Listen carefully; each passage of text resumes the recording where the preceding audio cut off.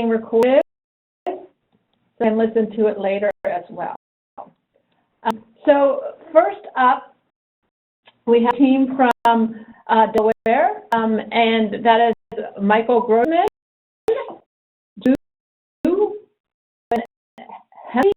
I hope I'm saying that right, and Maureen Whelan.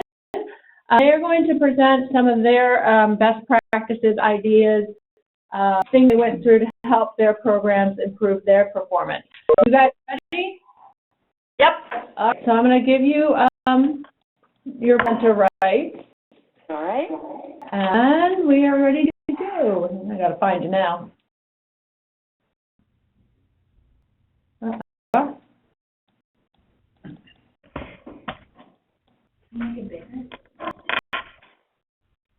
And your PowerPoint is at the bottom of the screen.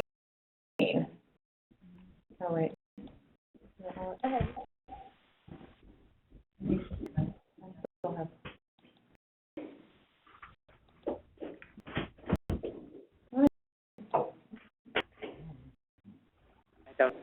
Okay.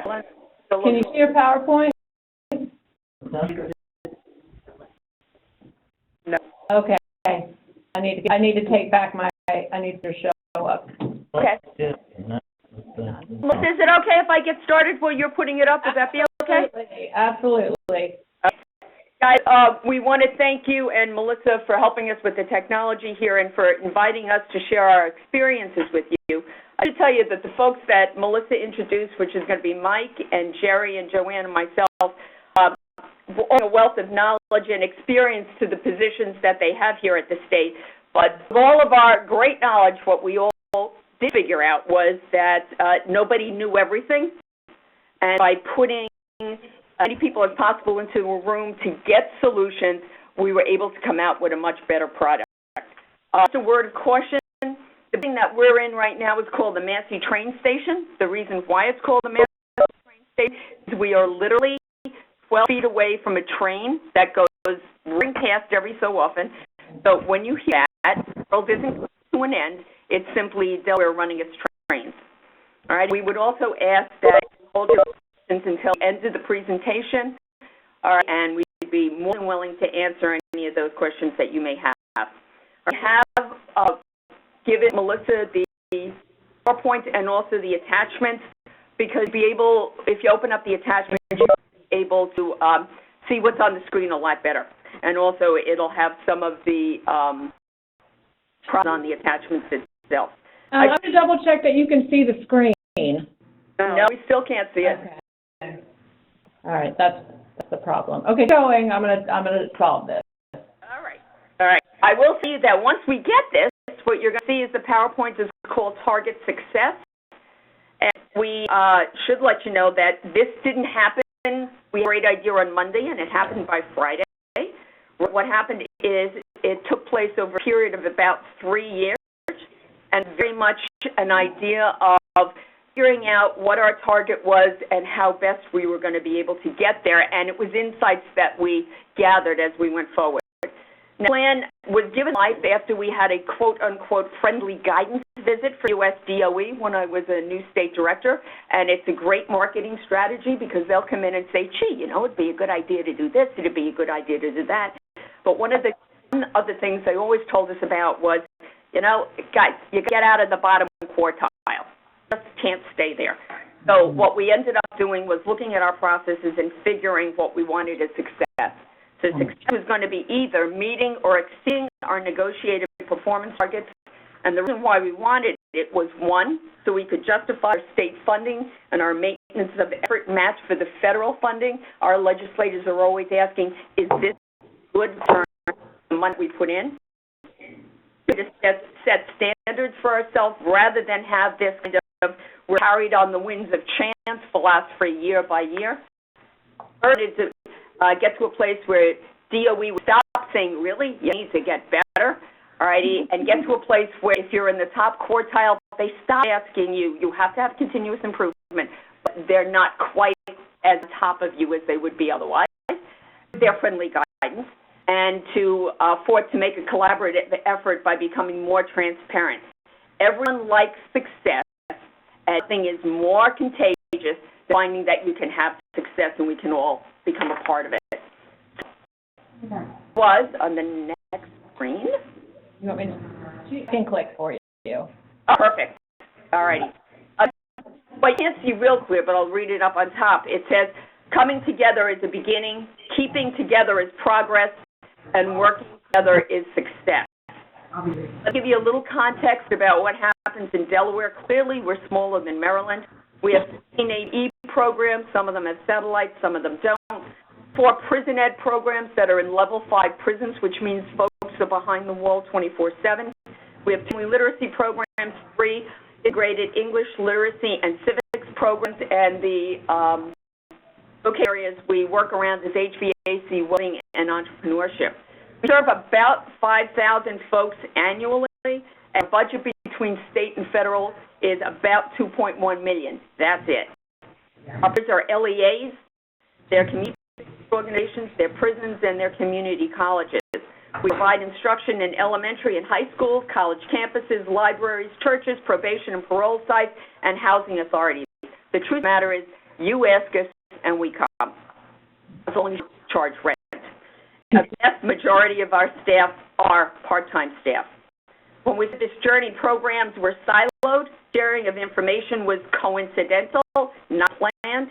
Program information was not readily available, and that is due to a lack of the sophistication of technology. We were standalone systems, which we are not now with LACES. Alrighty, the state was really kind of the leader, and then everybody else was the followers.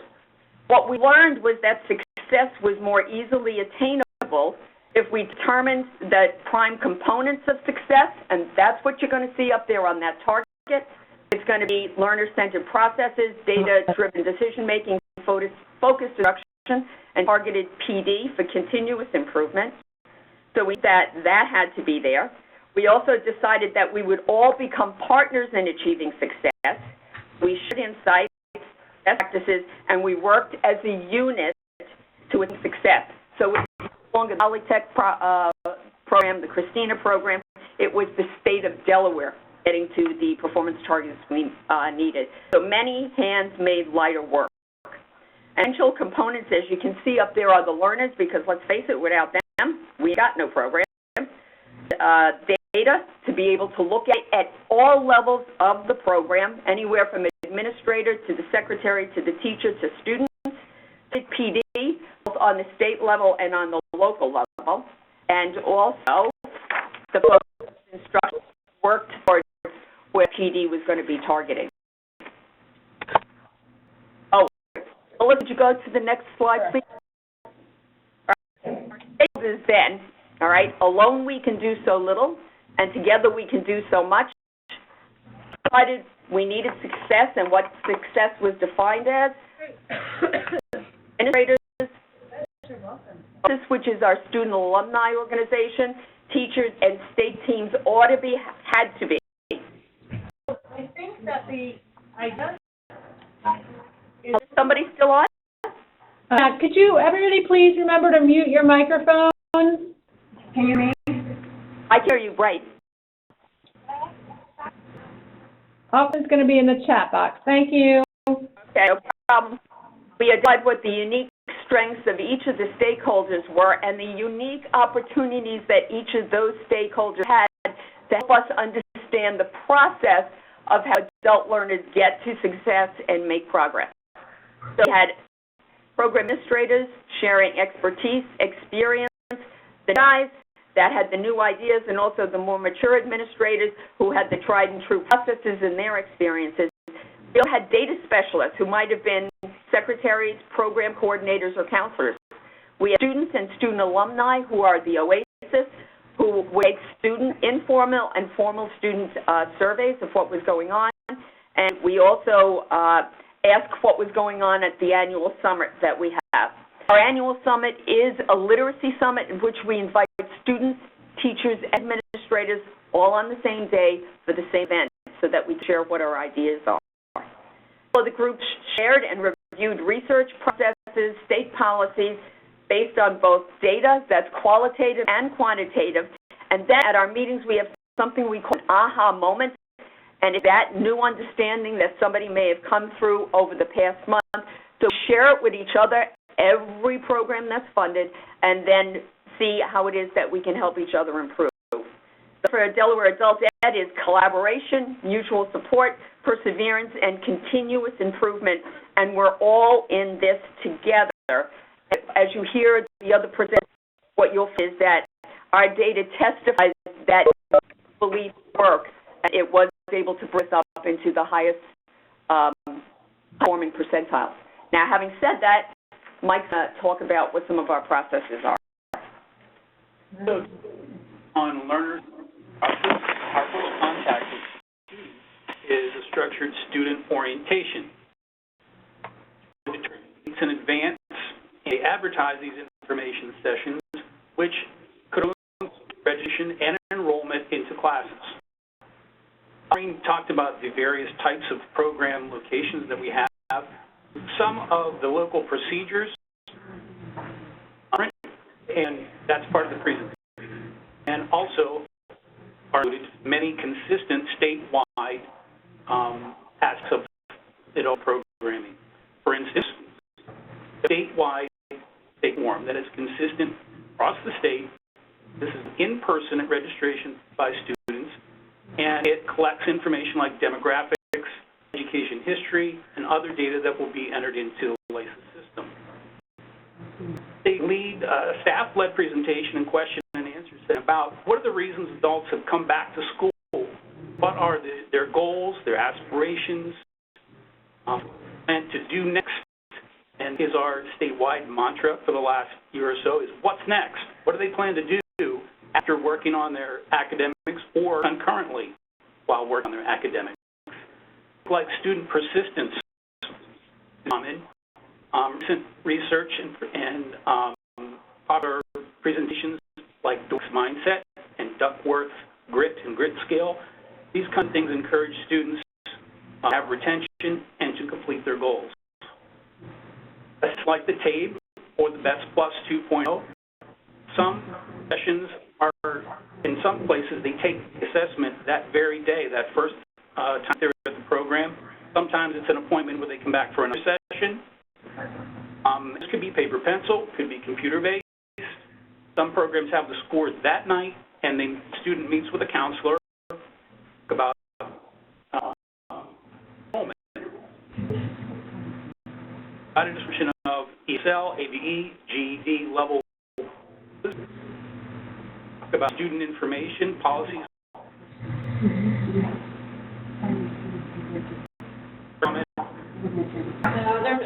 I'm just, remember to please mute. Not the program be very clear about expectations for the enrolled. Counseling session then takes place either that night or at the next session. Next, expectations for students, employment, for the workforce, or increase their position or pay, or they're interested in post-secondary or training opportunities. We talk about students, transportation, do they need public transportation, and then scheduling of classes, which we'll talk about more on the next slide.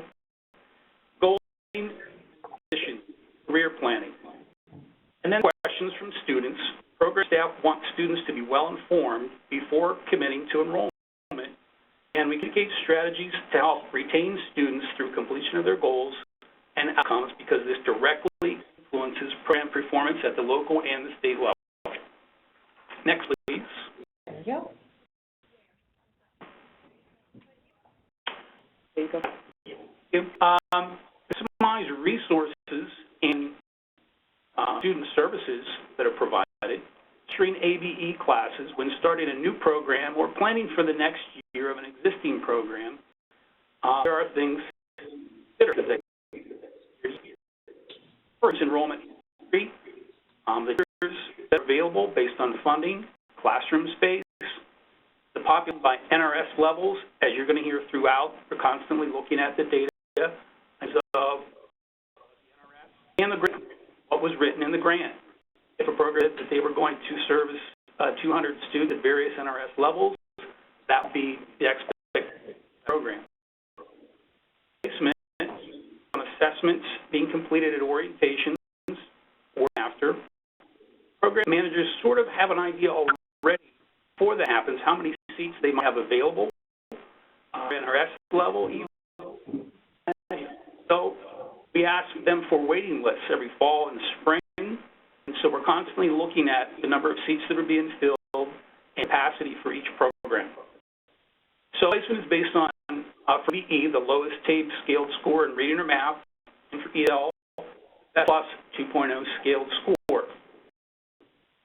All resources and the best use for teachers in assigning students on the population needs for ESL and ABE teachers may have multiple levels in one class. At a large program, they may have one or two. Another example would be students come in to test, and there's a high number of students in low intermediate or high intermediate, maybe levels 3 and 4, and there may be at levels 1 or 6. Also, content needs. On teacher expertise, students may be placed with a teacher specializing in math or in reading and writing. Slide, please. So some of the in Delaware structuring ABE classes, this is data-driven decision-making, and we try to stay focused on instruction. Managed enrollment, 15 per class, is part of the grant proposal. And practices have determined that approximately 15 students per class is very conducive to active instruction. 60 hours of instruction before post-testing, that is recommended by the assessment publishers, and it's ordered by our statewide data, and as it is part of our statewide assessment policy. Programs are scheduling students from 2 to 4 days or evenings a week. Blocks are most common for annual scheduling. Summer school, the goal is, of course, to offer as many instructional hours as possible, at least 60 hours, and post-testing. Statewide, at the local level, program data show that more outcomes from students and programs maximizing consistent instructional hours, we track, of course, statewide and for each program, at least quarterly. Access for digital literacy and instruction, all is important. For instance, at some of the lower levels, we use Reading Horizons, Edmentum, TABE Online or TABE PC, all the way up to Ready Practice Testing, GED Academy, and other GED prep programs. This is of learning management system called Schoology. Helps us in working toward meeting targets statewide and locally.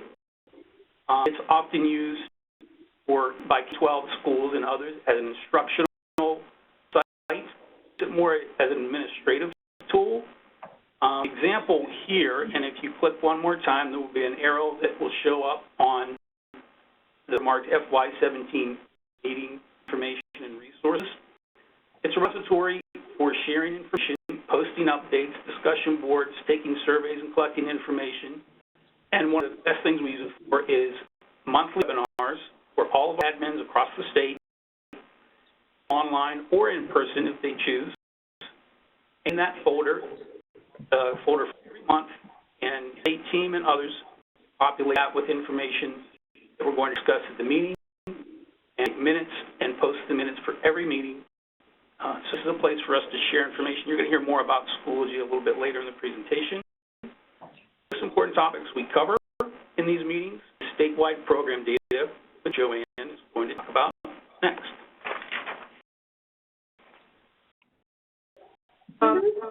We believe that data decision-making is the key to our success.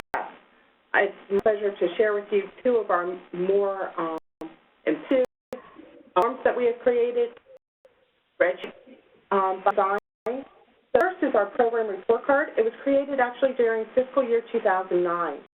This has been tweaked several times, trust me, over the years. We use this quarterly for program review. We want programs to have pulled the data, and it is their responsibility to ensure all components are reflective of the current services and outcomes of the report card date, a snapshot in time. So the report card has 5 subsections. So Melissa, if you click, please. Enrollment. Information basis systems such as total students served, those who are fundable, those with 60 hours of instruction, those with 60-plus hours who are post-tested, and those who are post-tested before 60-hour point. And yes, I know that sounds like a lot of different points, but these numbers speak to our program's adherence to our assessment policy, and that is critical when you're working with NRS, as we all know. Melissa, click. The next section is our information directly pulled from the LACES system under the searches area. Go to the select NRS and the diagnostic search. The diagnostic search ensures that all of the student data is clean for NRS reporting purposes. The diagnostic search with no errors.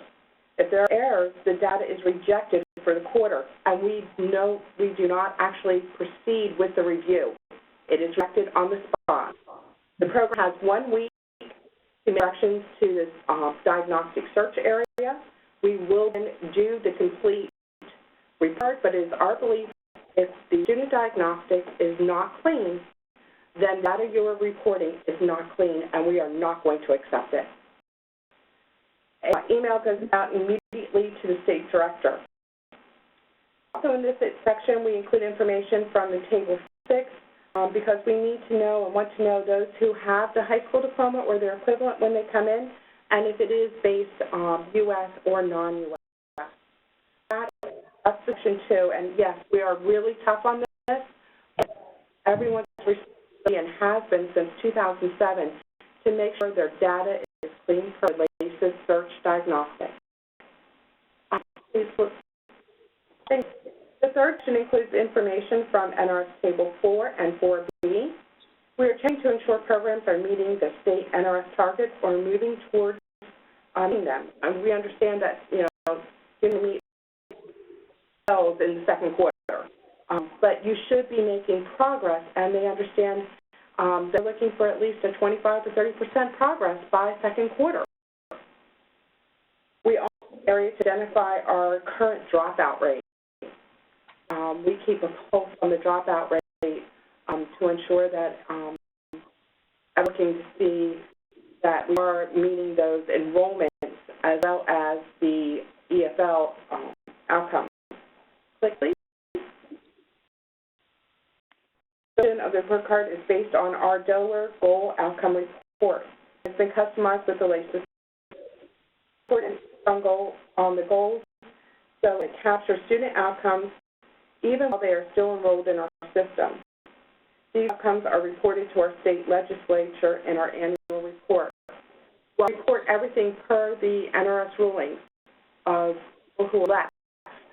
It is important to our state legislature to know what our students are doing, even if they're still currently enrolled as well. We have created this report so that our state legislature has real up-to-date information rather than a couple quarters later information. The final section, if you would, okay. Okay. No. Okay. Section the up by 2L, it's where the reviewer notes area is. It's on the right side in the middle. And here we compare the program's outcomes to state outcomes or averages in the following areas. Average of instruction. Yes, we start looking at that in the first quarter. Total completion rate, drop rate, and number of EFLs that are currently being met. Section for narrative. The reviewer can make comments on areas of concern that have been uncovered during the review. We run a couple other reports that hold it here, and we make sure that if we see someone who was tested 25 hours, to see what's going on with, have the program back and check and see what's going on within the assessment part.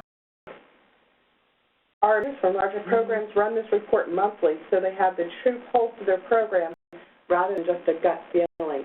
We have that information based on the aha moments that Maureen talked about earlier, that programs program administrators of our larger programs just found it was very critical to run this monthly, so quarterly report looks much better, and also so that things don't smack them upside their face every quarter. So you can click to the next slide. This is Table 4 template. Excuse me. As it is directly correlated to the NRS Table 4. It has programs and state staff to project student outcomes to the state negotiated targets. Shaded are self-calculating. The white, if you look at the top, it says B. That corresponds to the column on the actual NRS table. That's simply just filling in the data.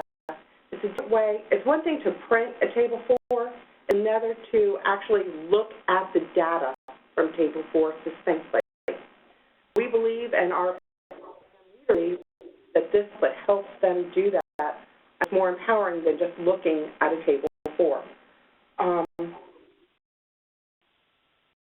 So the column here is the additional outcomes to meet or exceed targets.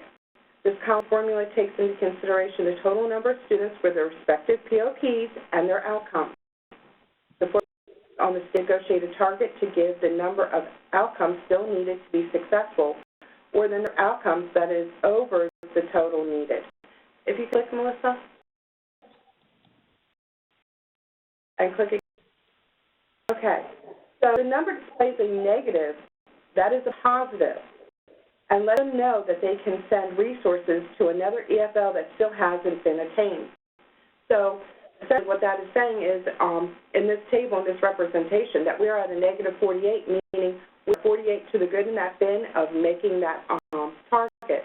If you look at the other column, it will tell you we need 1 additional in level 1. We need 15 additional in level 2. And yes, this is actually, Maureen's consent, this is actually our third quarter data for the state. So it's very powerful for us. And you can see down the columns. We experience at the state level that column, the additional outcomes, to meet the target number is half or less. The odds of achieving state diminish greatly.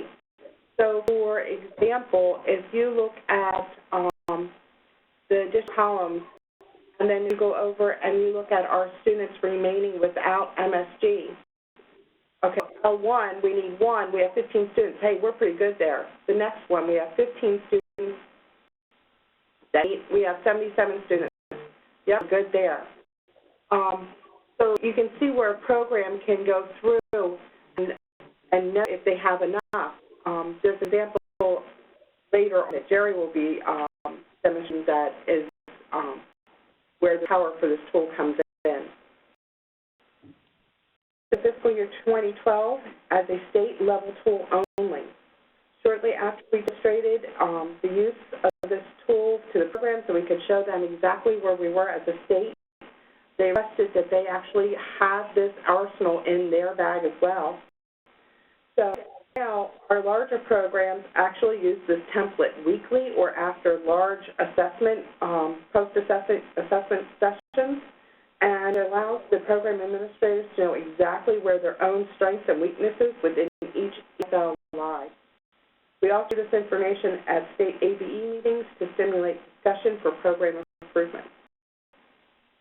Melissa, LACE's user group in Schoology. We use Schoology system to collaborate with LACE's program data staff members. This group includes all program administrators and those they wish to have access at their program level. This includes their key data entry personnel and some teachers as well. There's one program that actually has all teachers in the system, and teachers are doing their own attendance. So that streamlines the process, and they are living, breathing, eating real-time data. Very impressive, and we're really proud of that program. Using the system helps ensure that all data personnel at all programs have the same level of understanding when entering data. It's evolved over the years, but has led to clear data with less misinterpretation of how data is entered. Quarterly data chats, 3 webinars, and 1 in-person session. These are held 3 weeks before data review, before the data review date. The information is posted to the work group for future reference as they prepare for the review. So capture all data collection resources. If you could click, Melissa. So data collection files and their fiscal year, and also their current quarter that we're working on. If you could, and Melissa, in the information section of the quarterly report date, our year-end data freeze, and our year-end data roll. Everyone knows the expectation when data has to be clean as clean. If you could click again, please. The left posted for members of the group when NRS or LACES information changes, and as we move into WIOA and they do the builds, we are communicating often with them at this point. We either to have discussions. There's a discussion area here where folks can actually collaborate if they're having concern about pulling information and views or searches. Next. Okay, thanks, Joanne. We actually will be returning to the data discussion in my next slide and how it applies to instruction. But I want to begin the instruction presentation with Delaware Student Learning Plan, which you should have a handout of, because it's one of our ways to both collaborate with students about their current goals as well as their next steps plan that Mike talked about. The session begins with the development of this learning plan as instructors and students collaborate to discuss or Best Plus assessment results, the student's learning style, and STAR assessment results if applicable. But previously with the counselor are also discussed now with teacher and student. Together they develop an educational map along with the educational materials that the student will be using, and Mike mentioned some of the technology that we use, Reading Horizons and such previously. Teacher students work together to update each learning plan after post-testing or at least quarterly. Post-testing has not yet taken place by the end of a quarter. The instructor and student will still meet to discuss what progress has been made and or other goals may have been met. Formal assessments will be reviewed and the plan will be revised accordingly. This collaboration is a time for individual interaction between the instructor and the student and supports Delaware's learning-centered approach and commitment to focused instruction. I just pulled up the plan so folks could see it. Okay, thanks. Next slide, please.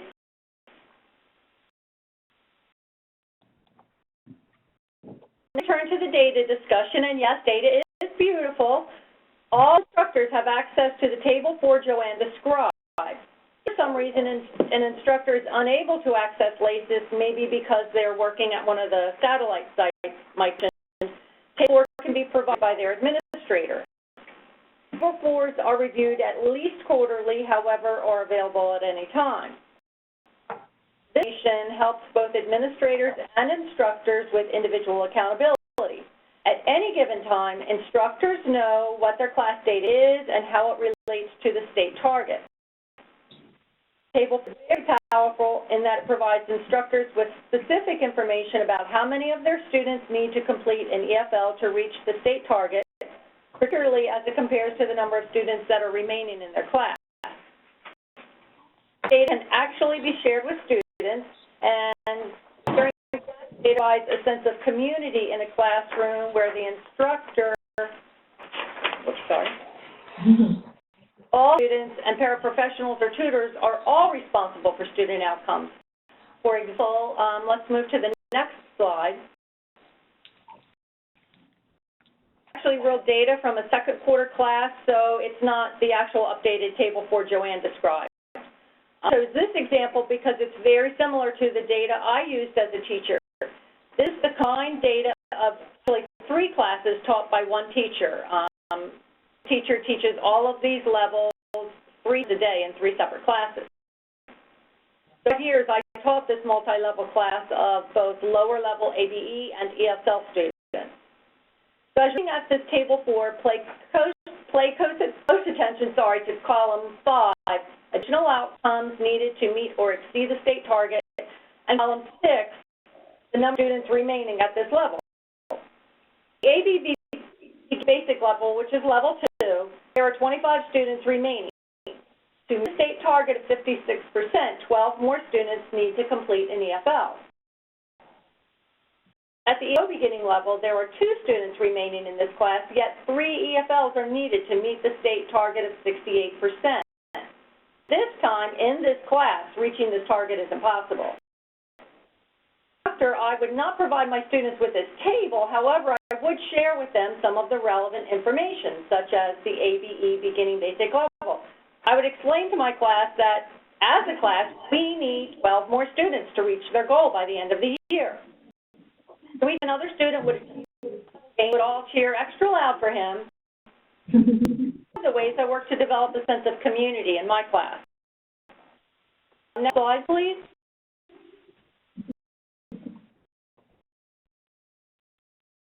Delaware has students at 60 hours of instruction on both TABE and Best Plus 2.0.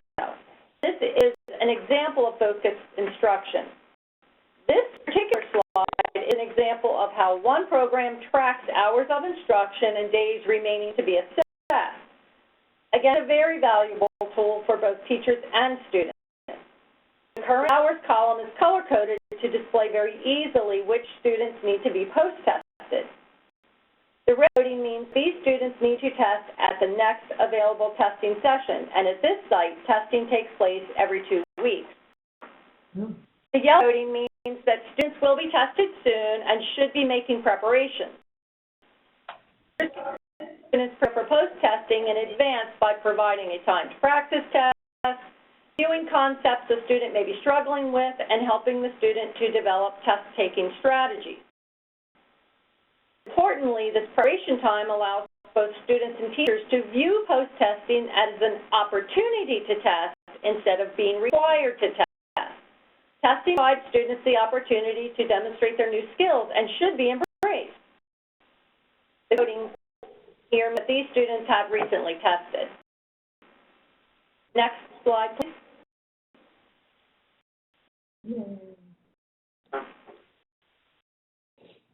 Delaware certification and/or permit requirements for ABE adult educators.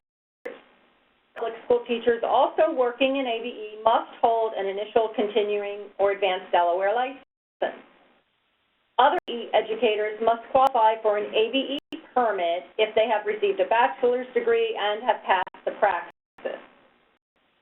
All educators must complete a specified number of clock hours as determined by their license or permit to renew this credential. Adult education, in collaboration with the ACE Network, offers several opportunities throughout each year for professional development and clock hours so teachers can earn the required number of hours needed. For 4 days, a Winter Academy is held.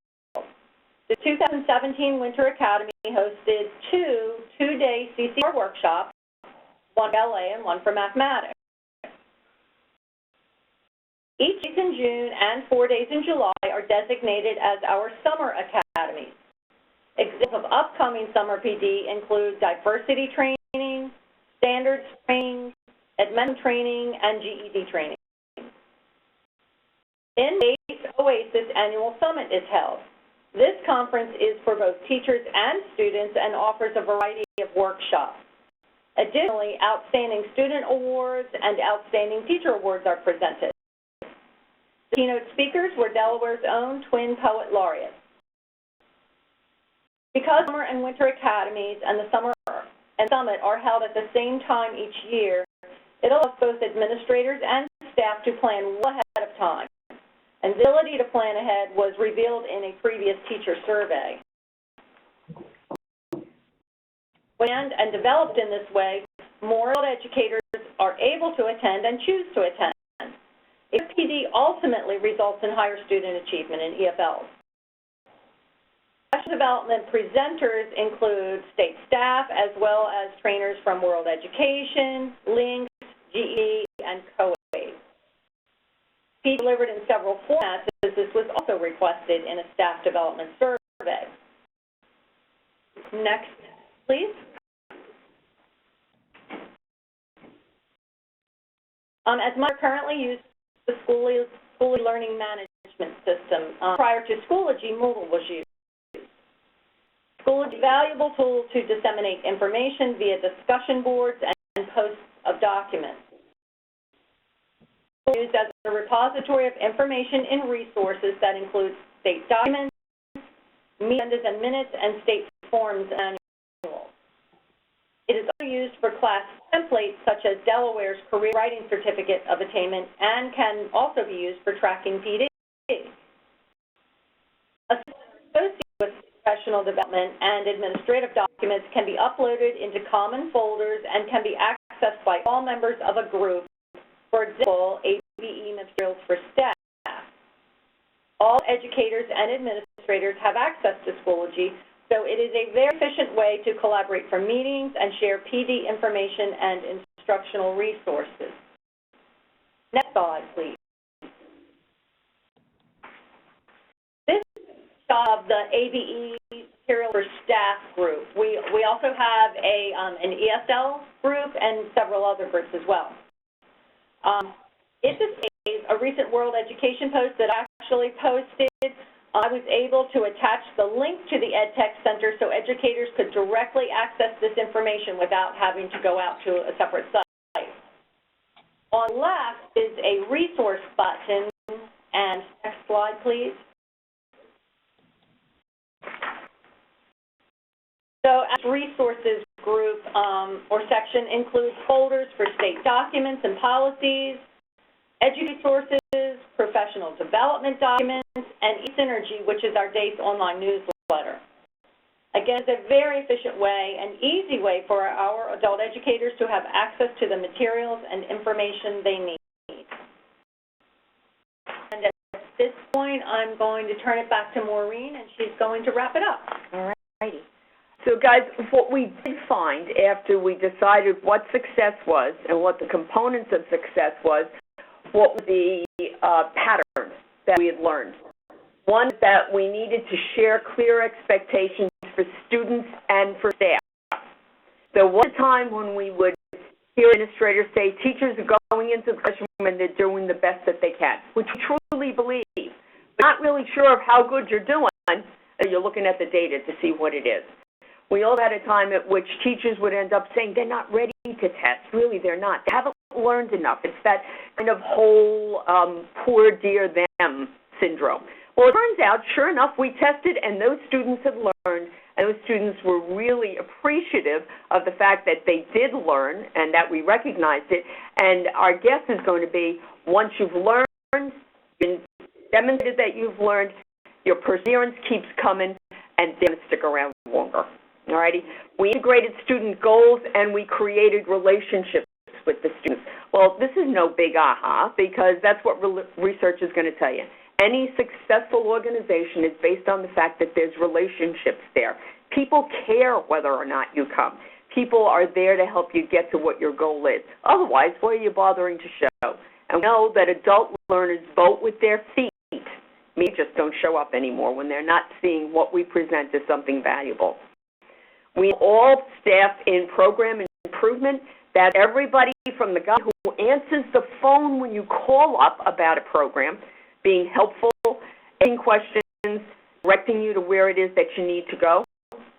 To the administrator, if somebody should ask a question about a class, or when legislators call up, around what is it that your program or your particular site is doing. And I have to tell you, I don't know how it works in Maryland, but I'm telling you, in Delaware, every legislator has got one of those, what is it, the quick buttons? What is it, you know what I mean, the one that programs, and they call up a program of the Department of Education at the tip of the hat. Speed dial. Speed dial, right, we're all on speed dial. Having said the same thing, I do believe that every Delawarean has a speed dial to the governor's office on their phone, too.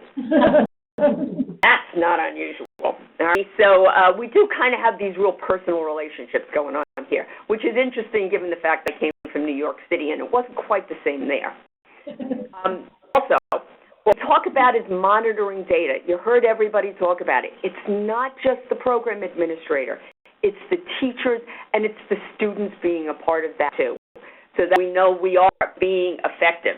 Effective isn't a feeling. Effective is demonstrable based on the data and also on the surveys we get from the teachers and from the students. We operate locally and statewide at our monthly meetings, that aha moment.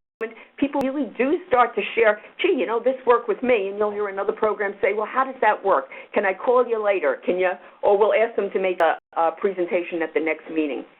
We've gone down to that last month of the year in June, where we put up that statewide data like Joanne was saying, and we see how many we're short here, there, and every place else, and people really go back to this and make sure they're a part of the success plan, and that everybody is driving the success that the state experiences, right? And we also endorse transparency. Now, this can be a little tricky to share program information with everybody at the meeting.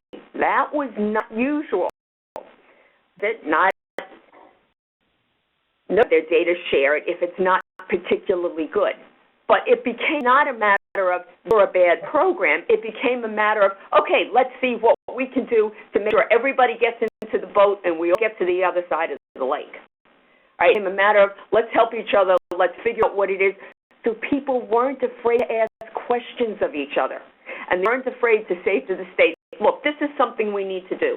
That's the reason why we got into Schoology. We never had Schoology before, right? We understood we needed a place to put all this documentation. We needed a place for collaboration where more than just one or two programs in a region could talk to each other, where you could have 3 or 4 from diverse places talk to each other on a platform and be able to keep that information there so that they could go back to it. What we learned as a state is that the whole really is greater than the its parts.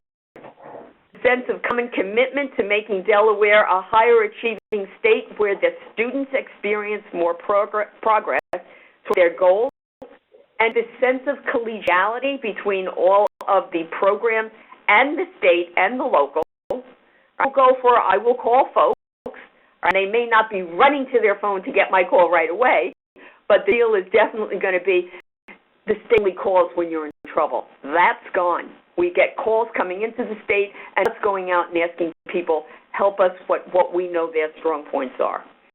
All right, so we focus on common outcomes with an understanding that knowledgeable programs know how to individualize their specific processes to support the specific student populations that they serve.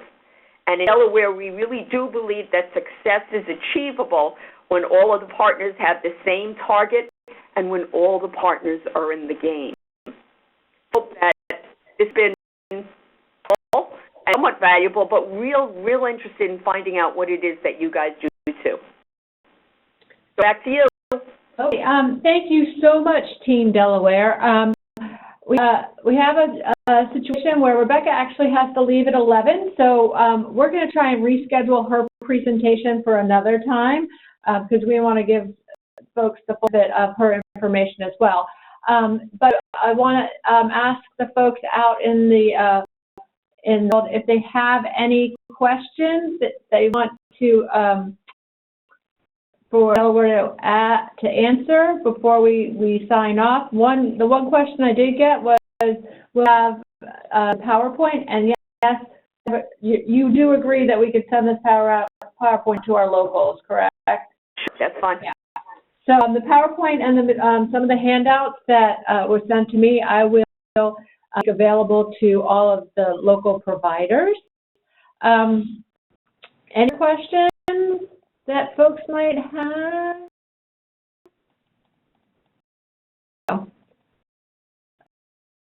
Oh.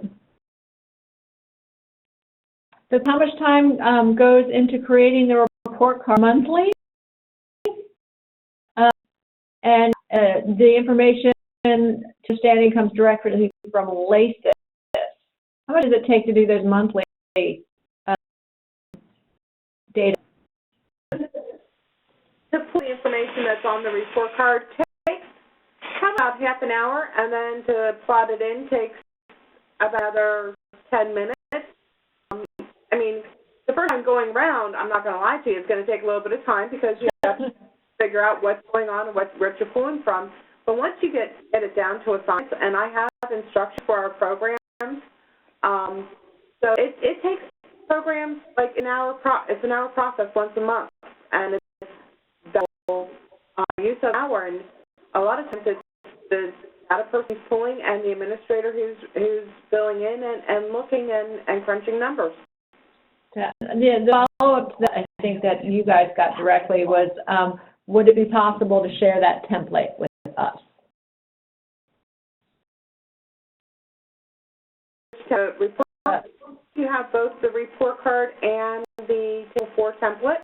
Okay. I think that's I do have it. You guys sent that. Is that what you sent to me? Yeah, Table 4 template. Yeah. I have both. Update with the new POPs for WIOA. So, what you saw in Jerry's part, that was teacher information that had been used in the past, was the old Table 4, but the template now is based on WIOA. All you have to do is enable from LACIS and fill it in. Okay, great. found LACIS to be real good at responding to special reports that we want to have and helping us figuring out how to, put it in and do stuff. They're really good at that kind of stuff. Okay, thanks.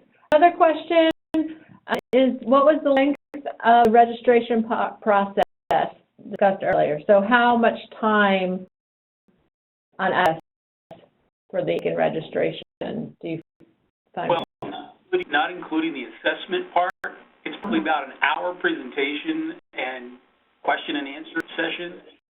Down with a counselor that same night and go over enrollment and so forth. It's about an hour and a half to 2 hours. Okay. If you include assessment also, it's probably 2 hours. Some programs invite them to come back to another session to actually complete the assessments. Okay. So we manage enrollment, not continuous enrollment?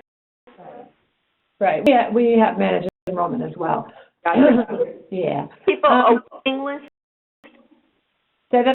You guys keep a waiting list, meaning not folks who missed your orientation dates, but literally folks who aren't able to be served because you don't have capacity to do that. Yeah, we do keep those numbers. Programs are asked to keep those numbers. Right. So, yeah. That's real powerful stuff for our legislators. Yeah. Another question on regards to data review is how much time on average monthly do teachers invest, do you know, in data review?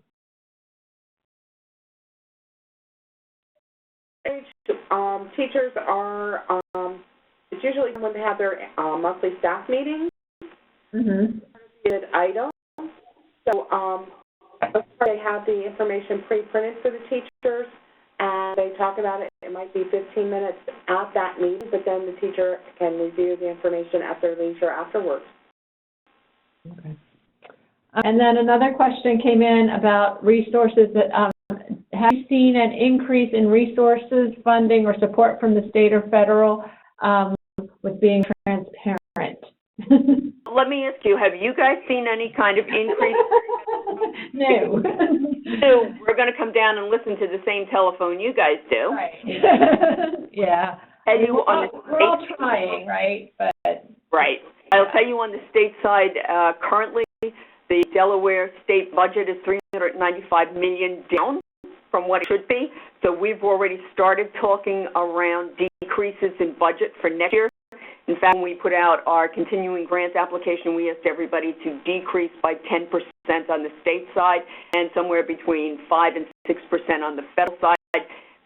Given the fact that we know all of those budgets are based on hot air to begin with, because we have no numbers. right. Final question is, how much funding do you allocate for PD for the part-time teachers? Well, their own budget, how much they want to put in there, but in terms of PD, all of our PD comes from the ACE network, and that comes from the leadership money that we get from the feds. Okay. Any other last-minute questions that people want to type in? It's going.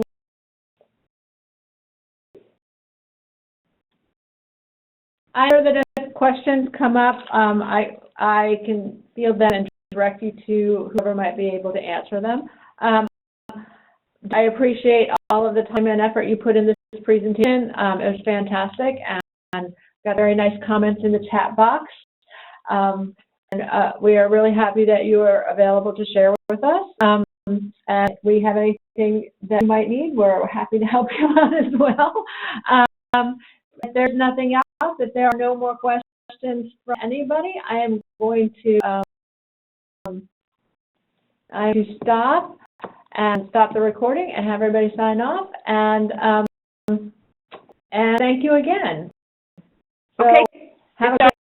Thank you. And thanks everybody for participating, and all of the folks out in the field, if you have any questions, you can email me and we can sort things out.